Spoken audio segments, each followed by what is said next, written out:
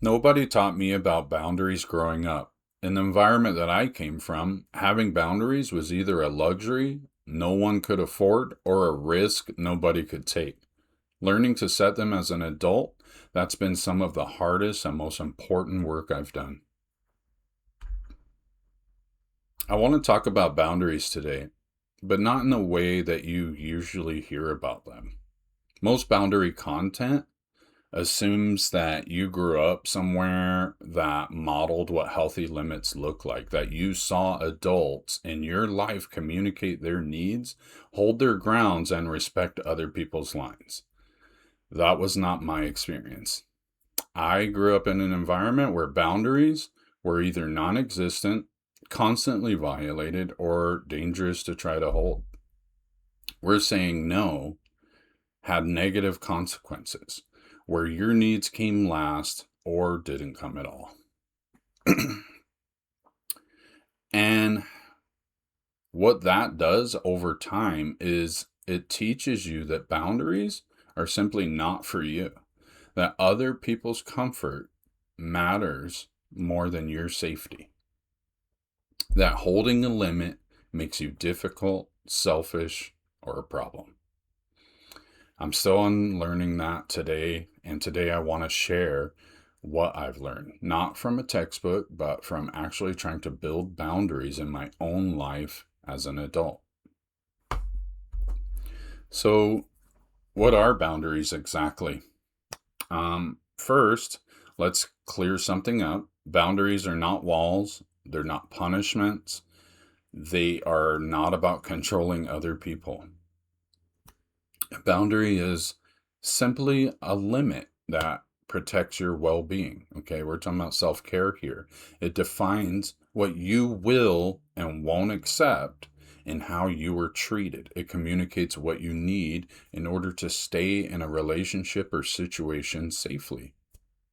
Boundaries are how you stay on your own side. They're self care in one of its most practical forms.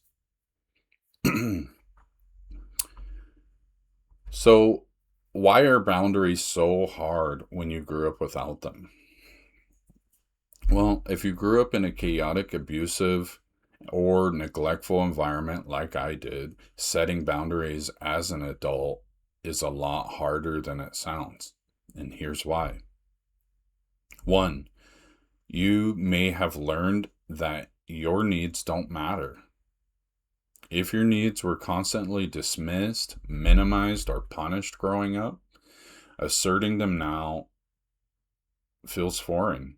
It feels wrong, even sometimes. Like you're being selfish for wanting something basic. Two, you may be used to managing other people's emotions. A lot of people, like me, who grew up in unstable households became hyper aware of other people's feelings as a survival skill. You learn to keep the peace, stay small, and not rock the boat. Setting a boundary rocks the boat, and that still triggers the old alarm system even when you are safe. Three, guilt. Setting a boundary with someone who has a history of making you feel responsible for their emotions is incredibly hard. They're, they may react with anger, withdrawal, or even guilt tripping. And if you were conditioned to take responsibility for other people's reactions, that response will feel like proof that you did something wrong, but you didn't. Here's how I've been learning to set boundaries in my own life. First, start small with low stakes. Okay, don't go and practice boundaries for the first time ever with your hardest relationship. I actually did that and it's not going to go well. You're going to want to start somewhere easier, okay? Say no to something small. Ask for what you need in a situation that feels safe. You're going to need to start small and build that muscle before you can do any of the heavy lifting, right? Use simple, direct language.